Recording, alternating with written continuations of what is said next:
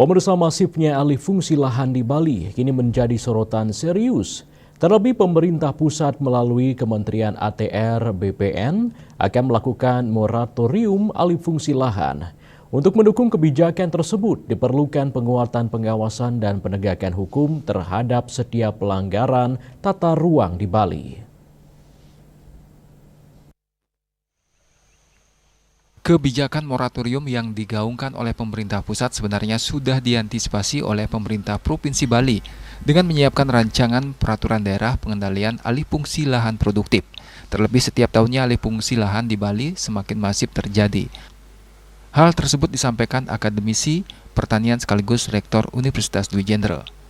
Profesor Gede Sedana mengatakan, rancangan peraturan daerah yang disiapkan oleh Gubernur Koster tidak semata-mata hanya untuk menekan terjadinya alih fungsi lahan dan pelanggaran tata ruang, namun juga untuk menjaga budaya Bali, alam Bali yang merupakan bagian dari Trihita Karana. Untuk itu pihaknya sangat mendukung kebijakan moratorium alih fungsi lahan di Bali. Namun Prof. Sedana menekankan untuk menjalankan kebijakan tersebut diperlukan penguatan pengawasan dan penegakan hukum terhadap setiap pelanggaran tata ruang, terutama alih fungsi lahan pertanian di Bali. Nah, yang menjadi nanti eksekusi berikutnya adalah apa yang harus kita lakukan untuk menjaga, untuk mengamankan peraturan daerah itu sendiri.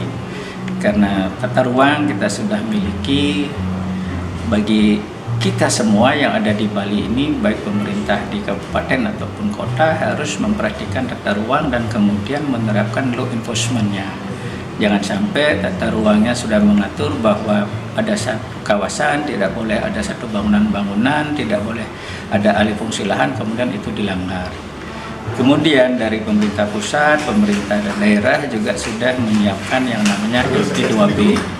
Jadi lahan pertanian pangan berkelanjutan. Nah, itu sudah diatur lahan-lahan mana saja yang memang tidak boleh dialihfungsikan.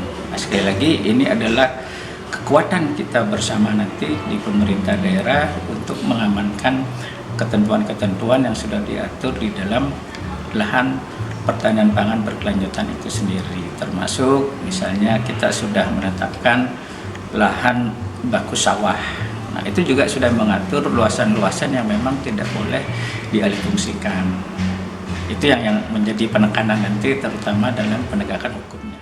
Selain memperketat pengawasan dan penegakan hukum terhadap pelanggaran tata ruang, kesejahteraan para petani juga perlu diperjuangkan. Insentif bagi para petani yang mempertahankan lahan produktifnya perlu diberikan.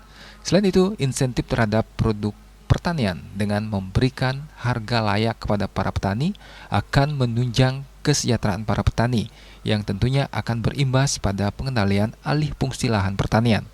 Sukma, Bali TV.